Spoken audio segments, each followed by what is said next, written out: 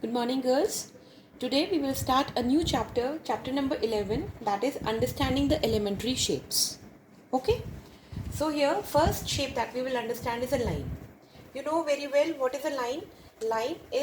Any line is this line which doesn't have the endpoints, which goes on in an indefinite manner on this side also and on this side also.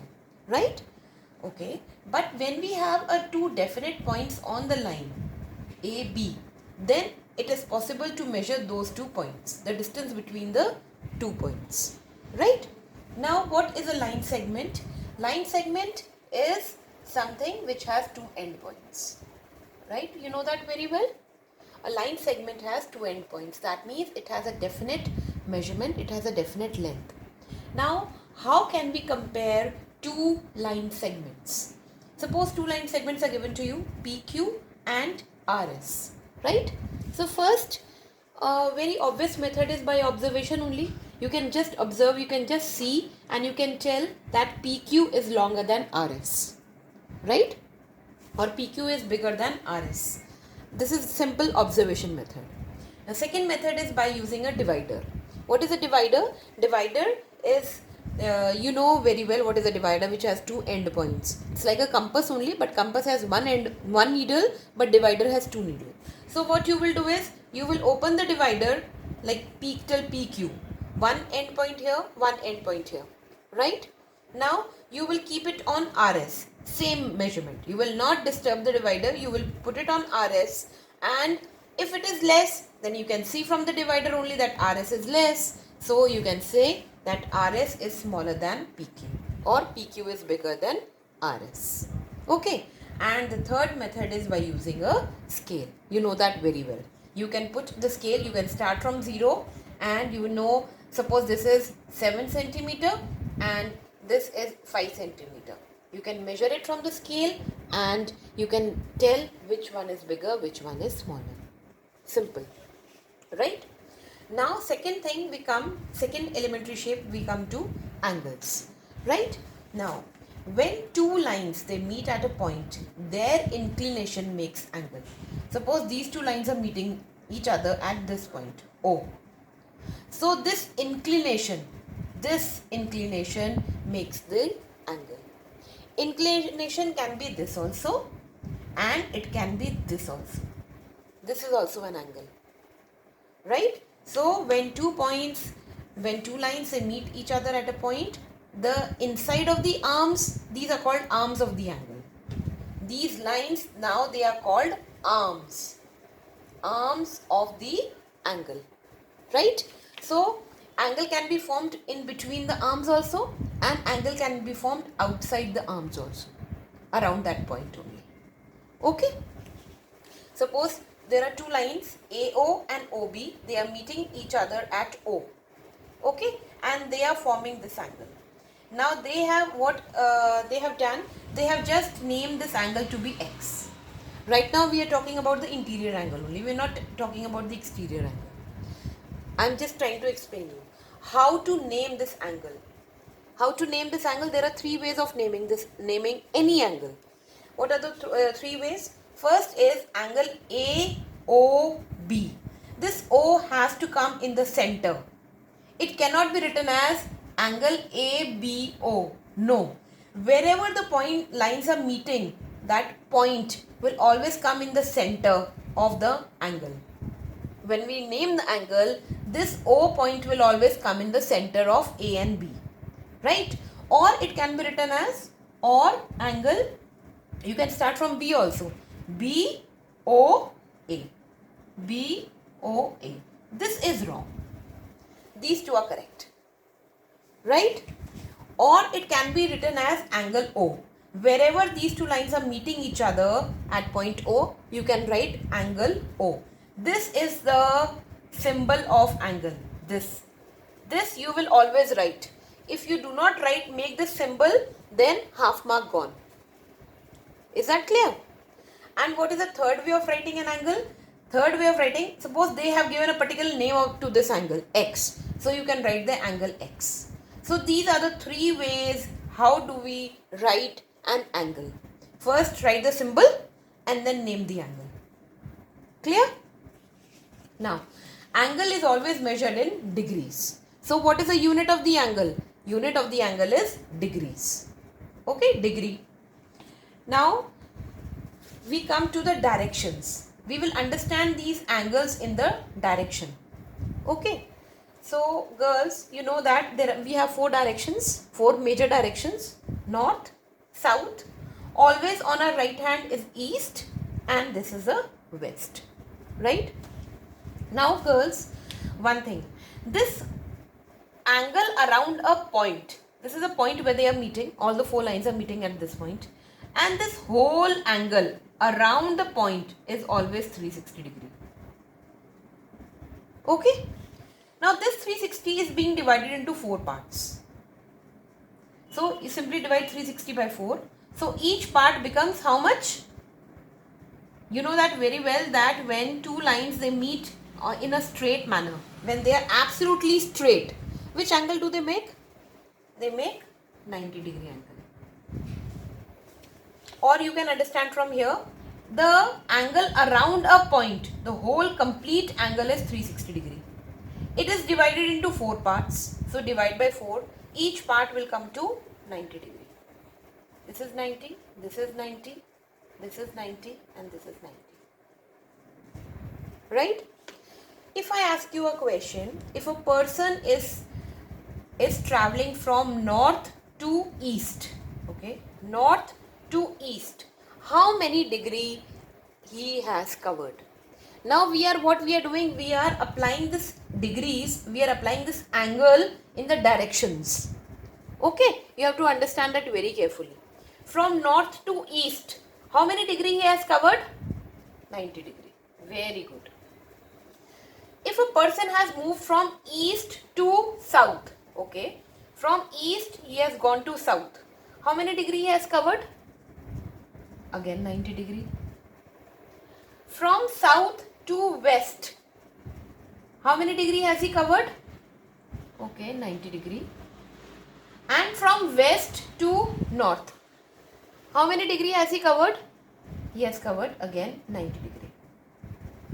Now next question comes, if a person is traveling from north to south, how many degree he is covering? From north to east 90 degree plus 90 degree more. 90 plus 90 gives you 180 degree. Or you can understand this, any angle on a straight line. This north to south is a straight line. So any angle which is on the straight line, whether it is a horizontal line, whether it is a vertical line, this angle will always be 90 degree, 180 degree, sorry. Just remember that. Angle on a straight line is always 180 degree. Right? Now, if a person is traveling from east to west, from east he is going to west, that means he has covered a straight line. So he has covered 180 degree. Or you can understand 90 here and 90 here. So it will give you 180 degree. Now, one more question. Understand it very carefully. If a person has travelled from north to west via south. Via south means from north he can go to west here also. Can't he? So from here north to west he will cover only 90 degree. But now what is in the question? He has gone from north to the west via south. That means south also he has covered.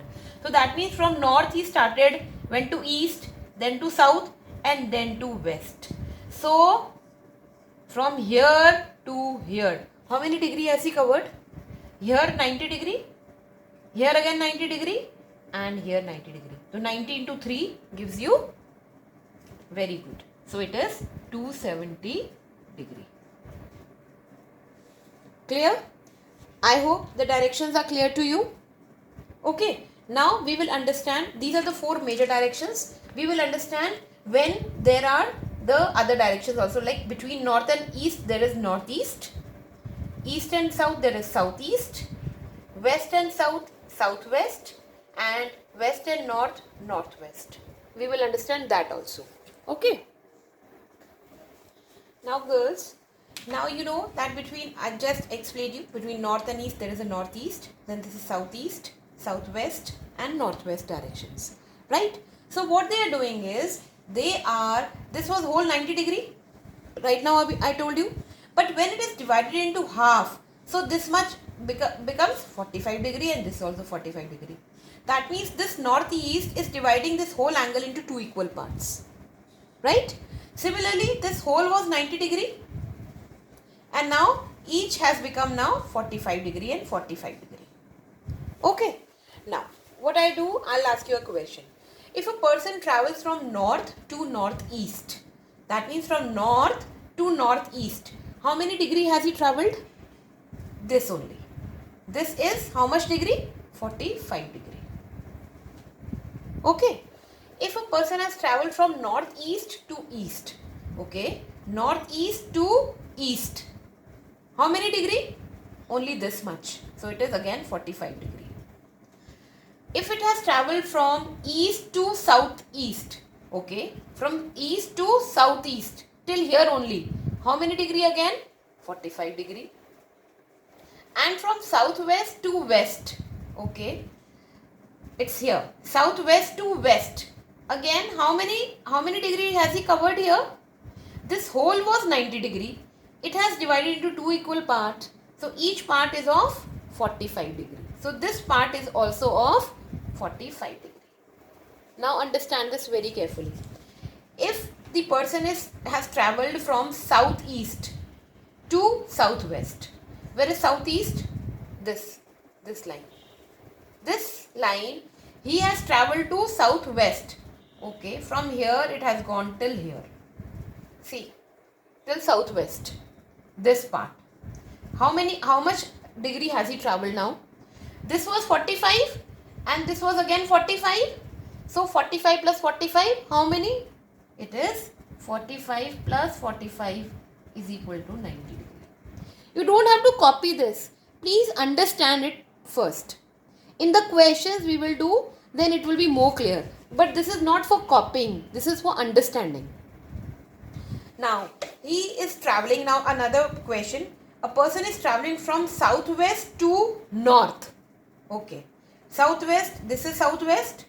From here, he has travelled from here to north. From here to here. How many degree has he covered? See, this much was 45 degree. And this whole was how much? You know, 90 degree. So it is 90 plus 45, that is equal to 135 degree. Whenever question like this comes, you can draw the directions in your rough column and then you can answer it. Right?